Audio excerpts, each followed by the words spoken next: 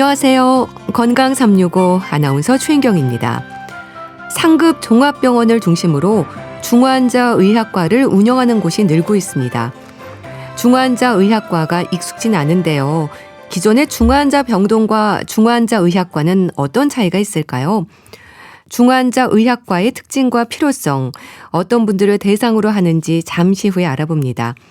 그리고 비만이 주는 건강의 위험도 지적되지만 저체중 역시 관리돼야 하는데요.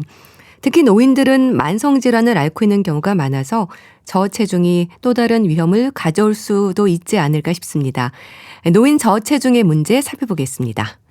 건강 365 퀸의 라디오 가가 듣고 시작하겠습니다. KBS 라디오 건강 365 함께하고 계십니다. 많은 질환들에 있어서 중증으로 구분되는 상태가 있습니다. 여러 전문 분야의 의료진이 협진으로 치료가 진행되는 경우가 많은데요. 질환의 중증 상태로 힘들어하는 분들을 위해서 일부 상급 종합병원에서는 중환자 의학과를 운영하고 있습니다.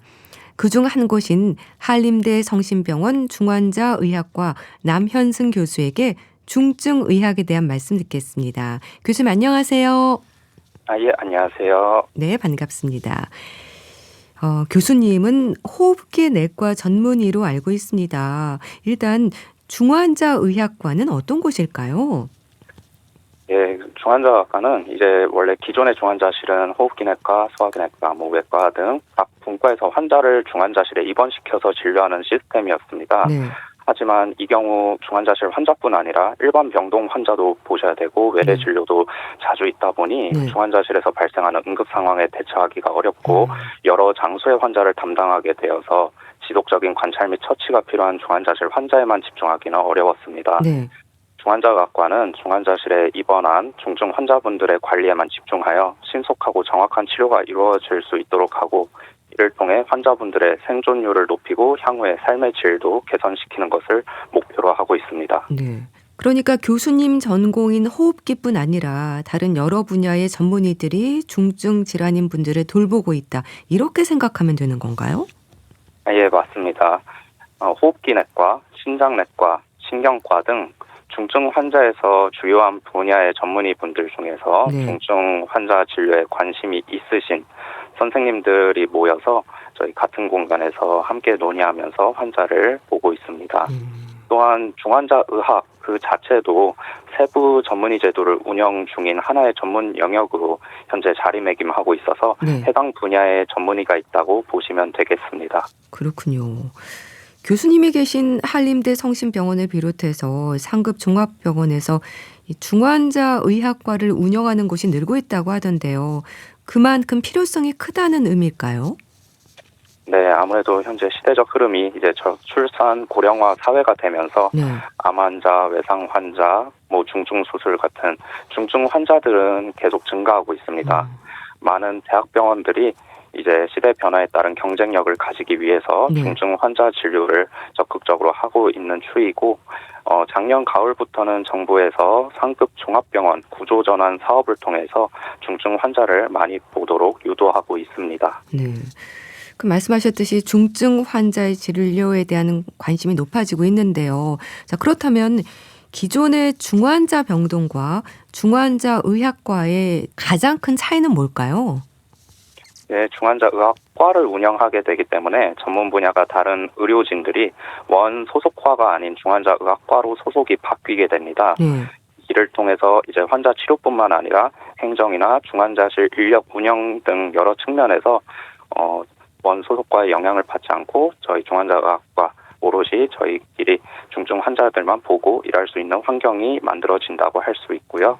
또한 중환자 전문 간호팀도 함께 운영을 해서 중환자 케어에 더 안전한 환경을 조성하고 있습니다. 그 말씀은 교수님은 호흡기 내과 전문의신데 호흡기 내과 소속이 아니라 중환자 의학과로 바뀐다는 건가요? 네, 맞습니다. 저뿐 아니라 중환자 의학과에 소속된 교수님들 모두 원 소속과에서 중환자 의학과로 소속을 바꾸어 근무 중입니다. 그렇군요. 그러니까 내과, 외과, 호흡기, 심혈관, 신경계까지 중환자 의학과에 계신 분들은 일반 외래 진료를 하지 않고 중환자들만 집중해서 보는 거네요. 네, 중증 환자들만 집중해서 보고 있고 외래 진료의 경우에는 병원마다 방침이 조금 다를 수는 있는데요. 본원에서는 중환자실 치료를 받았고 이후에 퇴원한 분들의 후속 관리도 필요하다고 판단해서 주 1회 정도로 환자 수를 최소화하여서 진료보고 있습니다. 자, 그렇다면 환자 입장에서는 어떤 부분을 피부로 느낄까 생각하게 되는데요. 예를 들면 응급실로 가더라도 어느 과 병동에 입원해야 할지 결정하기까지 기다리지 않고 중증일 때는 바로 중환자 의학과로 입원하게 되는 건가요? 보통 입원에서부터 절차나 시간이 많이 걸리기도 하지 않습니까? 네, 맞습니다. 중증 환자분들은 많은 경우에서 여러 장기의 기능 저하를 복합적으로 보이기 때문에 한 분과에만 국한되지 않는 환자들이 많이 있습니다. 그래서 응급실에서 어느 과로 입원을 시켜야 할지 결정하기가 어렵고 시간이 많이 지연되는 경우가 있는데 이럴 때 중환자의학과로 입원을 상대적으로 빠르게 진행할 수 있는 장점도 있습니다. 그럼 필요한 장비라든지 전문 인력도 그렇고요. 있을 수 있는 위험 상황들에 대한 모니터링까지 중환자의학과 안에서 세분해서 운영되는 곳으로 생각하면 될 것 같은데 이제 쉽게 또 질환으로 예를 들면 어떤 경우일까요? 좀 설명해 주세요.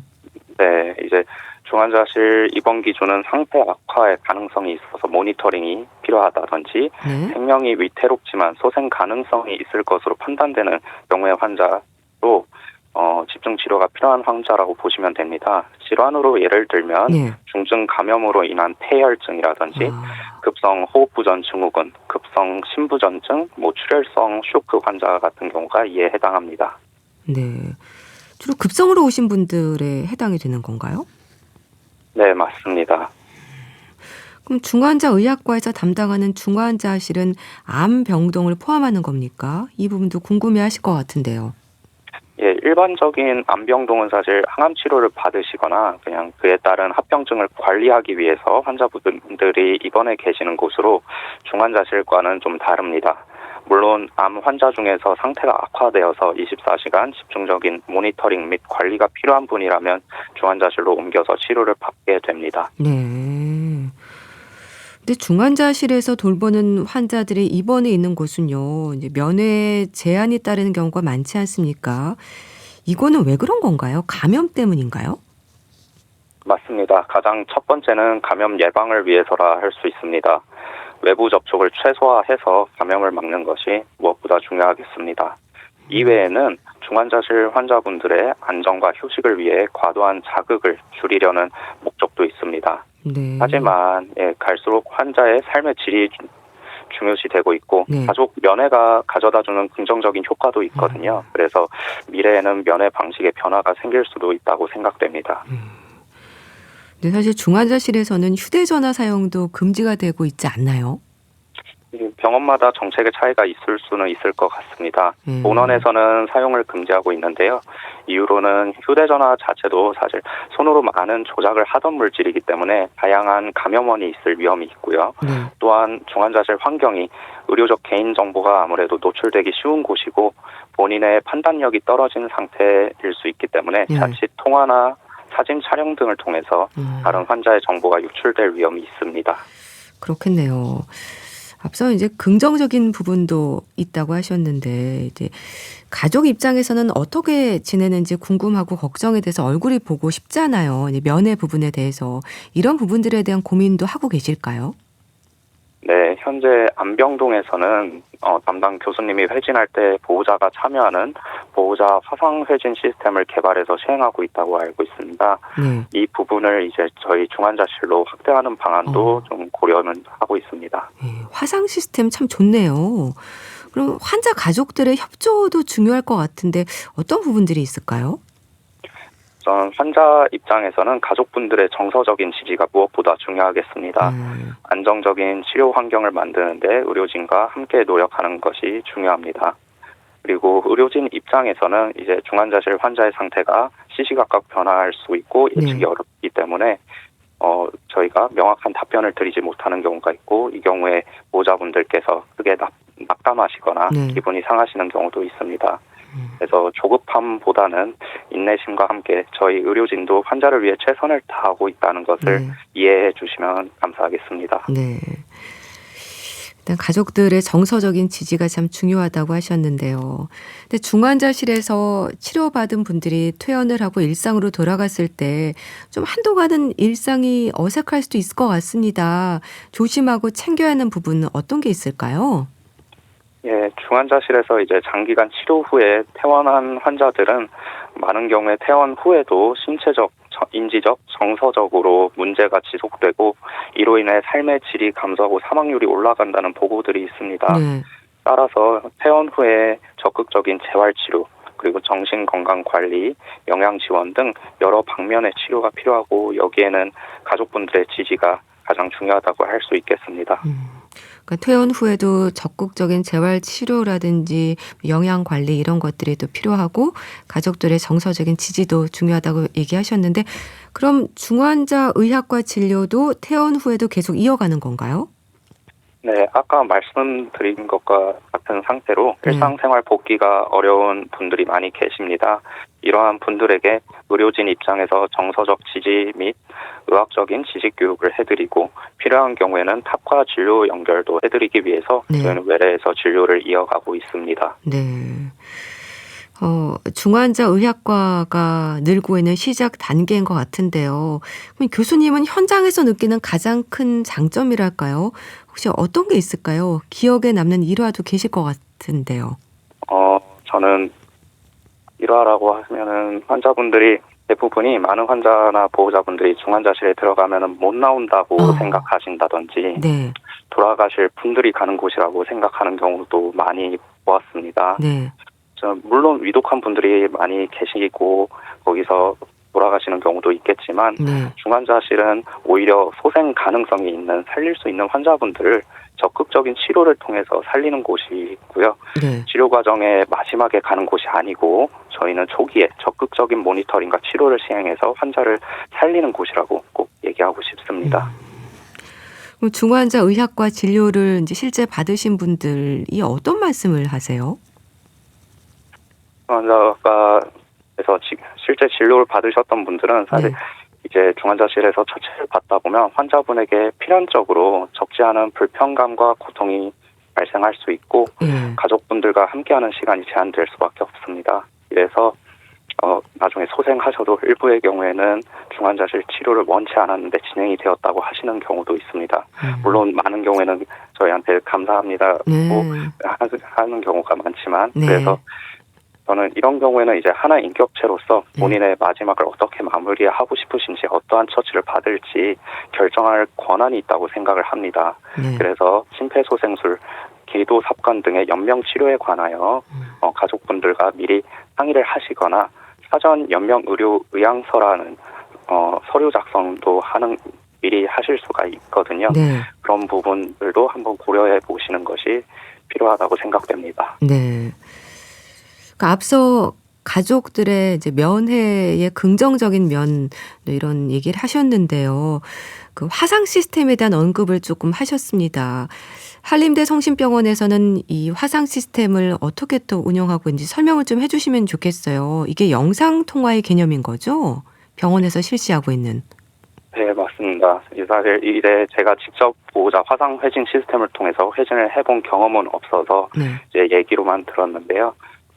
그 회진 시간을 미리 고지를 하고 그 시간에 이제 일을 하고 계시거나 그랬다가 잠깐 화상 통화를 연결을 해가지고 환자분의 얼굴도 영상으로 보고 의료진과 대화도 나누고 하는 시스템이라고 알고 있습니다. 좀 화상 시스템이 이제 가족과 환자를 연결해주는 역할을 하기 때문에 아주 긍정적인 효과를 낼 수 있겠네요. 네, 그렇게 생각됩니다. 참 중환자 의학과에 대한 이제 말씀을 들었는데 이게 늘고 있다고는 하지만 아직 좀 생소해서 저도 이런저런 질문들을 많이 드렸습니다. 중환자 의학과에서 담당하는 중환자실의 치료나 인식에서도 오해나 이해가 필요한 부분들이 또 있을 것 같다는 생각이 드네요. 네, 앞서 말씀드린 것들처럼 환자분들이 굉장히 임상적으로 예측하기가 어렵고 중환자 의학 분야 자체가 또 연구가 안 된 부분들이 많이 있습니다. 그래서 임상적으로 순간순간에 판단을 해서 처치를 해야 되는 경우가 있어서 굉장히 어려운 부분이 많은데요. 그러다 보니 환자분이 상태가 급변하는 경우가 있고 그런 부분에 대해서 보호자분 및 환자분들께서 조금 이해를 해주시면 정말 감사하겠습니다. 네.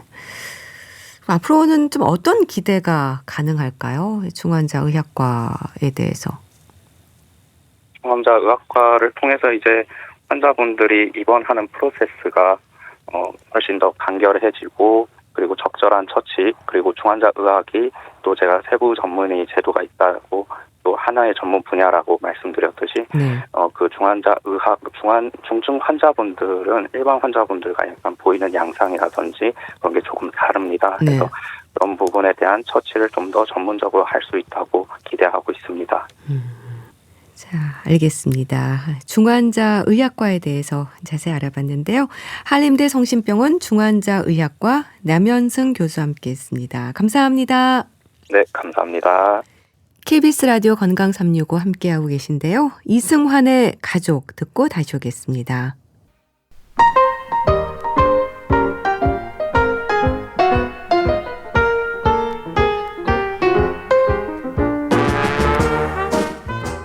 건강한 하루의 시작.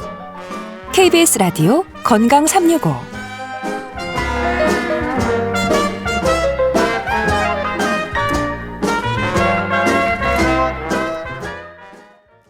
KBS 라디오 건강 365 함께하고 계십니다. 적정 체중이라는 말을 합니다. 비만도 저체중도 아닌 체중 관리가 중요하다는 얘기인데요. 특히 노인들에게는 비만의 위험만큼이나 경계해야 하는 상태로 저체중이 지적됩니다. 노인 저체중으로 인한 문제들, 국립정신건강센터 건강증진과 백현욱 교수에게 도움 말씀 듣겠습니다. 교수님 안녕하세요. 네, 안녕하십니까. 네, 반갑습니다. 나이 들면 살이 절로 빠진다고 말하는 분들도 있습니다. 그런 면도 있는 걸까요? 나이가 들면은 영양 불량, 영양 실조 상태가 되게 쉽다고 우리가 얘기를 하죠. 그 이유는 노화로 인해서 실제 열량 요구량이 감소하는데도 왜 그렇게 되느냐? 사실은 상당히 많은 이유 때문에 섭취량이 줄기 때문인데요. 첫 번째로는 노화 자체로 인한 만성염증이 생기므로 그걸로 인해서 식욕이 떨어집니다. 그래서 이것을 노인성 식욕 저하라고 하거든요.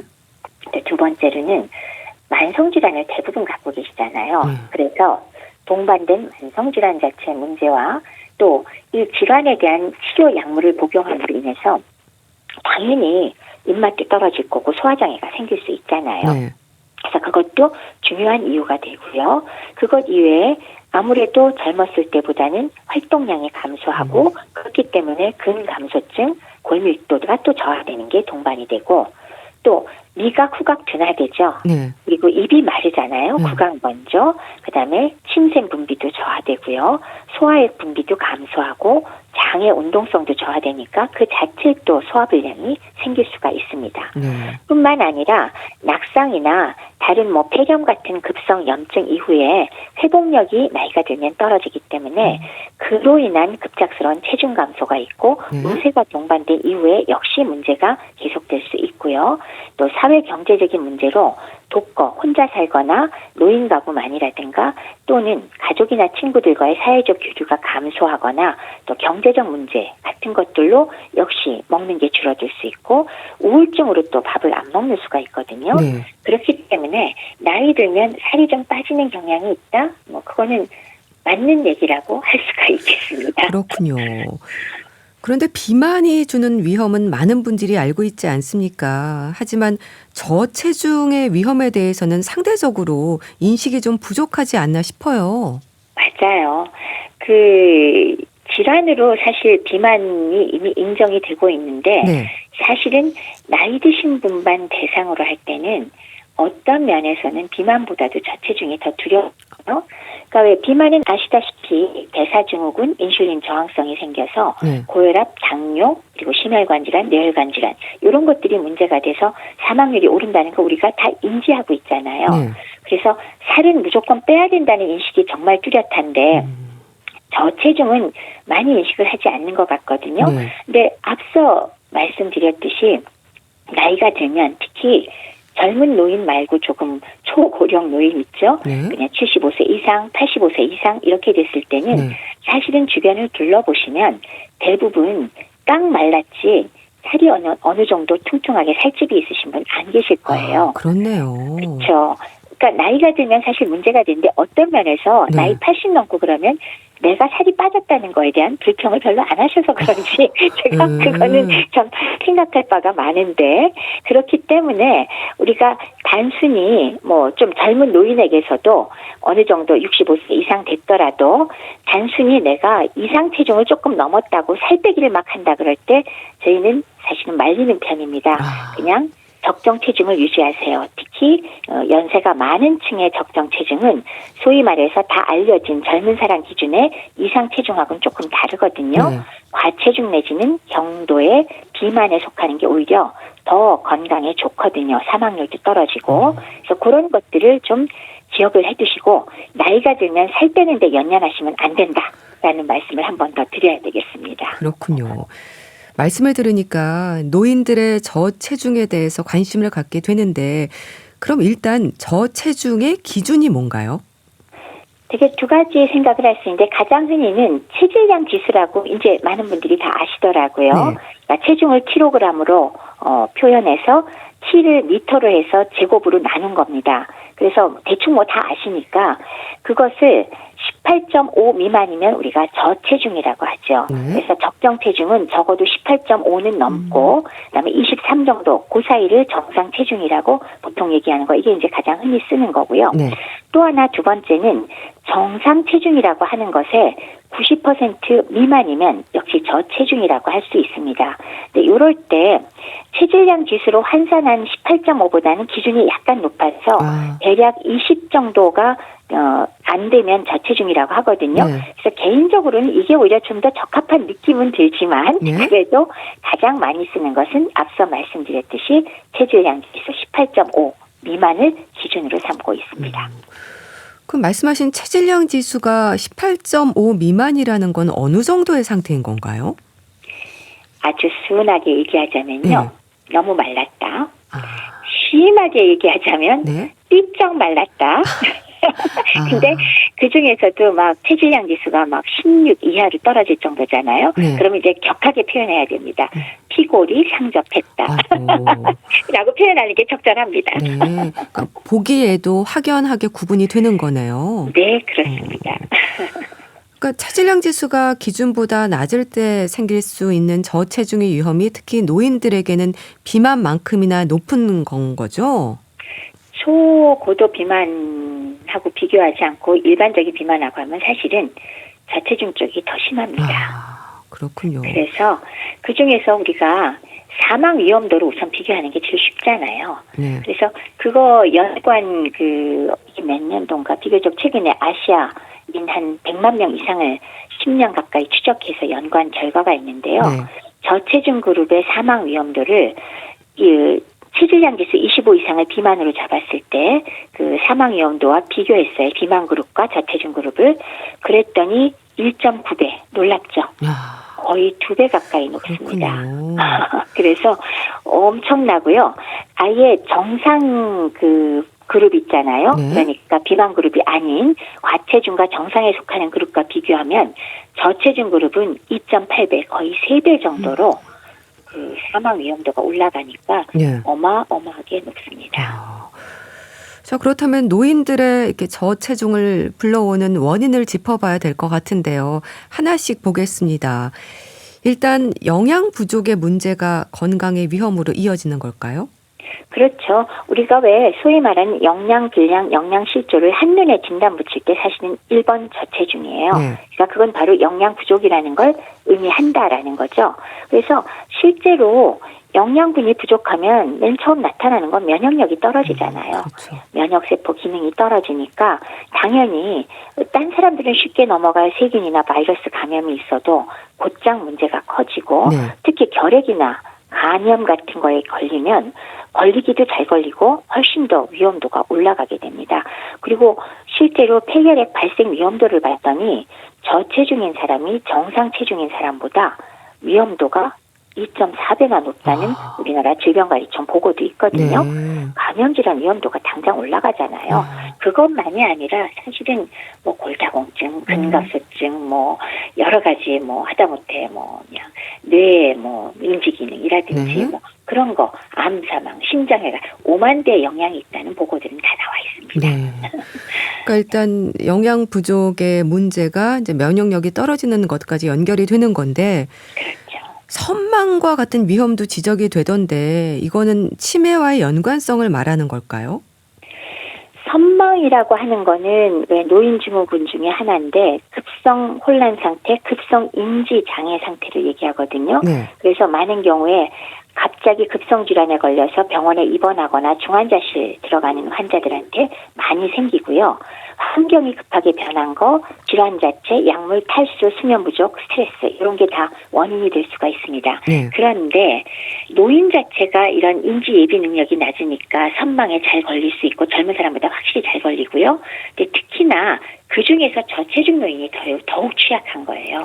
그래서 중환자실에 노인이 입원했다. 거의 뭐 저희는 100%는 아닌지 몰라도 99.9% 선망 올 거라고 생각을 하고 있건 하거든요. 그렇군요. 근데 이제 치매와 똑같은 거냐? 사실은 선망은 급성으로 생겼다가 잘 치료가 됐을 때 완전히 깨끗하게 사라질 수가 있기는 합니다. 네. 그래서 치매와 바로 똑같지는 않지만 충분히 치료가 이루어지지 않을 경우 선망에서 생긴 인지 기능이 잔여 증상이 계속적으로 남고 기억력이 떨어지는 등 실제 치매로 넘어가는 경우가 있기는 있습니다. 그리고 역으로 원래 치매가 있었던 환자의 경우 선망이 동반되면 치매가 매우 심해지는 그런 경향이 있고 또 치매 환자는 확실히 선망을 더 많이 경험한다. 일반 환자보다 2배 정도 더 많이 경험하는 것으로 추정을 하고 있거든요. 그래서 그런 면에서는 연결점이 좀 있는 것 같습니다. 그러니까 알츠하이머병의 위험도 높아질 수 있다는 건가요? 그렇죠. 그러니까 비만이 아닌 대상자의 경우는 그 체질량 지수가 감소할수록 치매 발병 위험, 알츠하이머 발병 위험도가 각각 3.3%씩 감소할수록 증가하고 4.8%씩 증가하더라. 그러니까 3 내지 5% 정도가 증가하는 그런 보고가 2023년도에 국내에서 나온 보고가 있었고요. 그다음에 또 국내에서 나온 경우는 2021년도에 60세 이상 여성의 경우 체질량 지수가 15% 이상 감소했더니 역시 알츠하이머병이 1.5배 이상 높아졌더라. 이런 보고들이 있거든요. 그렇기 때문에 저체중은 분명히 치매, 그중에서도 알츠하이머병의 위험도를 더 많이 높일 수 있다라고 얘기할 수가 있겠습니다. 네. 또 앞서 빈혈도 말씀하셨는데요. 저체중인 노인들에게 있을 수 있는 빈혈도 문제일 것 같습니다. 노인들의 빈혈이 흔하다고 들었어요. 그런가요? 맞습니다. 원래 노인들이 빈혈이 흔하고요. 물론 이제 1번은 필요한 영양소가 부족해서 빈혈이 올 수가 있을 거고요. 또 두 번째로는 뭐 골수라든지 이 피 세포를 만들어내는 장기 기능이 떨어지기 때문에 오는 빈혈이 있을 수 있거든요. 또 세 번째 원인은 만성 질환을 대부분 갖고 있는데 그거 자체 때문에 오는 빈혈이 있습니다. 사실 흔한 것은 이 만성 질환이 동반된 것에 의한 빈혈이 매우 흔한 것 같습니다. 또 장기 기능 저하도 관계 있고요.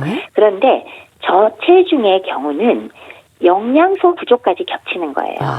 그렇기 때문에 2022년도에 역시 국내 연구에서 전체 그 노인들의 빈혈도 많지만 그 중에서도 저체중 노인만 놓고 보면 4명 중 1명은 빈혈이 있더라. 그래서 저체중 노인 빈혈 유병률이 27.6%, 4명 중 1명 이상인데 정상 체중과 과체중의 혹은 비만 노인보다 2배 내지 3배 정도 많더라, 빈혈이. 요거는 이제 영양소 부족이 원인이 더 먼저가 되지 않나 생각이 됩니다. 빈혈의 문제도 짚어주셨고요. 저체중인 노인들의 건강에서 심혈관 질환의 위험도 지적이 되던데요. 거의 전신 건강으로 영향이 있다고 생각하면 될까요? 맞습니다. 자, 체중이 이렇게 너무 적게 나가는 분들의 경우는 완전히 전신 건강으로 영향이 미치죠. 네. 그래서 심혈관 질환 사망 위험도 올라가는데 특히나 이제 심근경색과 협심증이 발병한 사람 중에 정상 체중 혹은 비만하고 비교해서 저체중군이 사망률이 가장 높다고 합니다. 그리고 놀랍게도 노인의 경우 이런 심장 질환이 생겼을 때 비만에서 조금 경도죠. 그 체질량 지수 25에서 29.9 사이가 사망률이 정상 체중보다도 낮아서 가장 사망률이 적다는 거 좀 놀랍죠? 네. 그러니까 나이가 드신 분들은 적절하게 체중을 과체중 내지는 경도의 비만을 유지하는 게 훨씬 더 건강하게 오래 사신다라고 할 수 있습니다. 자, 그렇다면 이제 체중을 늘려야 하는 건데요. 저체중인 분들이 자주 하는 얘기가 먹어도 안 찌고 살이 빠진다는 말을 하시거든요. 이 부분은 어떻게 이해하면 될까요? 특히 이제 우리가 노인을 지금 대상으로 말씀을 드리고 있잖아요. 네, 고령 혹은 초고령이 될수록 원래 체중이 자꾸 줄어드는 경향이 있다고 제가 말씀을 드렸어요. 네. 여러 가지 이유 때문에. 그래서 줄지 않고 유지하는 것 자체도 어려운데 특히나 급성질환, 독감이나 폐렴에 걸렸다거나 아니면 낙상이 있거나 어디 부러졌다거나 이런 급성질환이 동반된 상황에서 노인성 식욕부진이 같이 동반되면 이때 급격하게 체중이 감소하거든요. 이럴 때 회복이 매우 어려워서 그렇게 빠진 상태로 가다가 또 한 번 이런 일이 벌어지면 또 훅 빠지고 이런 일이 되풀이가 되거든요. 네. 그래서 특히나 노인들의 경우 이 체중을 늘리는 거는 정말 어렵습니다. 근데 그 이유 중에 하나가 노화와 관련된 노인성 식욕부진이 사실은 그 대사 이유가 만성 염증이 깔려 있어서 단순히 우리가 열량만 추가로 제공한다고 젊었을 땐 사실 많이 먹으면 살찌잖아요. 근데 이런 경우는 그렇다고 체중이 늘지를 않아요. 그래서 사실은 만성염증을 유발하는 여러 가지 상황을 잘 조절하고 미세 영양소, 비타민, 미네랄도 필요한 거 부족한 걸 잘 보충하면서 조심조심해야 약간 늘릴 수 있지 늘리는 게 너무 어렵습니다. 그래서 일단은 유지하도록 본인이 항상 조심하시고 진짜 심각한 경우에는 조금 영양 전문을 하는 그런 의사를 좀 찾는 것도 또 하나 방법이긴 한데 제일 좋은 건 예방으로 빠지지 않도록 정말 신경을 많이 쓰시도록 하십시오. 절대로 날씬한 거 좋은 거 아닙니다. 네, 만성염증 얘기하셨는데 그럼 혹시 다른 건강상의 문제는 없는지 검사를 받아볼 필요도 있을까요? 당연하죠. 급격한 체중 감소가 동반됐을 때 제가 노인성으로 이렇게 온 거라고 얘기할 수 있을 양이면 당연히 악성 질환이나 갑상선 기능 항진증이라든지 심폐질환이라든지 당뇨병, 심한 당뇨병이 갑자기 걸린 게 아닌지 이런 것들을 반드시 확인하고 정확한 검사로 있나 없나를 점검할 필요가 있습니다. 그래서 기준을 조금 말씀드리면 갑작스러운 체중 감소를 우리가 일괄적으로 얘기하기는 어렵지만은 보통 반년에서 1년 사이에 원래 체중에서 한 5% 이상 감소하면 의미 있는 체중 감소로 판단하고 반드시 지금 말씀드린 원인 질환을 찾기 위한 그런 검사를 받아보시고 거기에서 전부 다 괜찮다 그러면 그 다음 단계에 이게 노인성인가 보다 하고 그쪽으로 치료를 받는 게 맞겠습니다. 그리고 또 하나 거기에선 괜찮아도요. 검사할 때 신경 써야 될 부분이 또 하나 있는데 우울증 확인하셔야 됩니다. 우울증이요? 네. 신체적인 문제가 아니더라도 우울증이 또 이런 체중 감소를 유발하는 굉장히 중요한 원인이 되기 때문에 그쪽을 꼭 한번 생각을 해서 적절하게 평가하고 그쪽에 대한 치료도 염두에 두셔야 할 것 같습니다. 갑작스런 체중 감소 또 우울증까지 살펴봐야 되고 살펴볼 부분들이 많은데요. 아무래도 만성질환으로 관리 중인 분들이 많아서 이제 복용 중인 약물이라든지 이런 부분도 봐야 하지 않을까 싶기도 한데 어떨까요? 맞습니다. 노인 중에 상당 부분이 만성질환을 이미 갖고 있고 만성질환이라는 거는 사실은 장기적으로 약을 먹게 되는 질환이잖아요. 근데 그게 또 하나가 아니라 여러 개면 약은 늘면 늘었지 줄이기가 너무 어렵잖아요. 그래서 지속적으로 약을 복용하는 사람이 그렇게 많은 것도 그 이유 때문인데 문제는 그 많은 약물을 먹고 있으면 당연히 그 자체가 소화장애 유발은 뭐 아주 쉬울 거고요. 또 다른 영양소의 흡수를 방해할 가능성도 있겠죠. 그리고 서로 약물끼리 반응하는 경우도 또 사실 염두에 둬야 되기 때문에 이런 것들을 생각을 하고, 그다음에 약 자체를 너무 많이 먹기 때문에 식사 섭취가 어렵게 되는 경우도 당연히 있죠. 그래서 사실은 이런 분야에 조금 더 전문가들, 그러니까 노인의학을 조금 관심 있거나 거기에 전문하시는 분들, 아니면 그런 팀, 그러니까 뭐 영양과와 뭐 약제과, 그리고 이런 노인 전문 의사, 이런 팀에 의해서 복용 약물을 주기적으로 보통 한 1년에 한 번은 검토하시라 그러는데 검토해서 필수적인 약물을 제외하고 겹치는 약물들은 좀 줄일 수 있는 것, 이게 꼭 필요한 일이고요. 제가 이 말씀을 왜 드리냐 하면 종합병원, 대학병원에 다니는 분들이 뭐 위장관이 안 좋으면 소화기 내과, 또 당뇨가 있으면 내분비내과, 혈압은 심혈관 내과, 그리고 뭐 중풍이 있으면 신경과, 이렇게 모든 과를 다 다니고, 그다음에 관절이 안 좋으면 정형외과를 다닌단 말이에요. 그러면 각 과에서 약이 다 들어가요.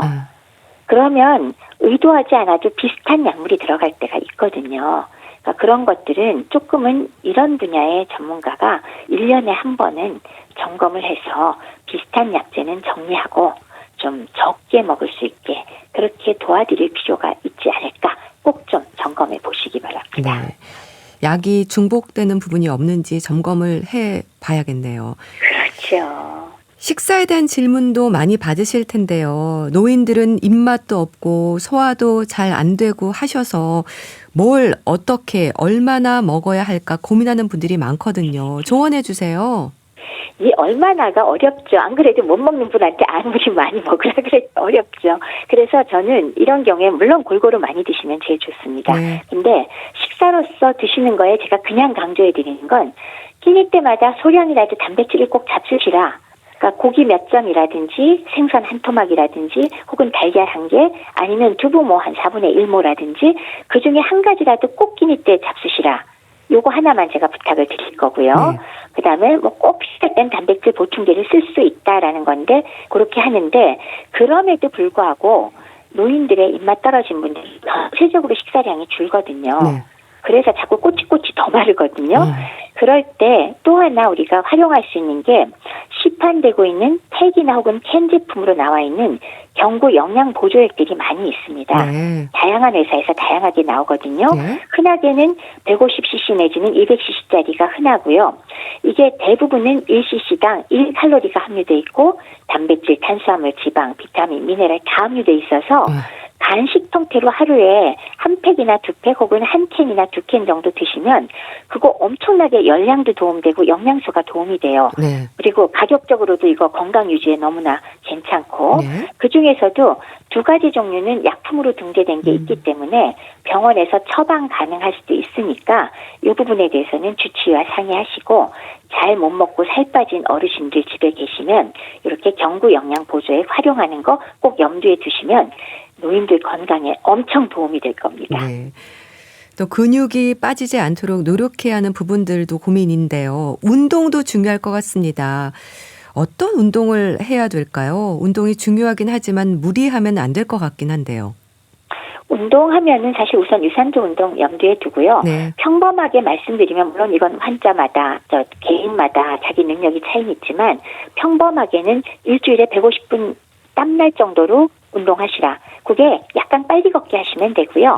일주일에 150분은 5일 동안 하루 30분 별거 아니에요. 그래서 땀날 정도로 좋은 자세로 걸으면 정말 좋은 운동이 됩니다.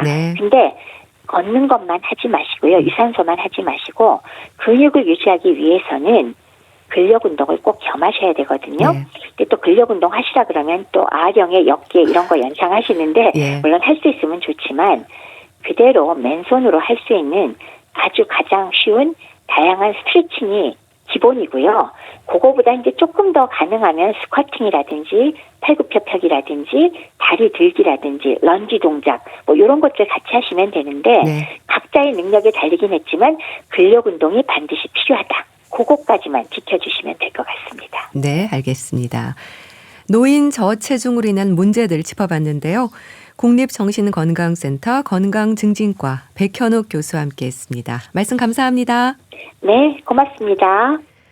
하림의 위로 보내드리면서 인사드릴게요. 건강365 아나운서 최인경이었습니다. 고맙습니다.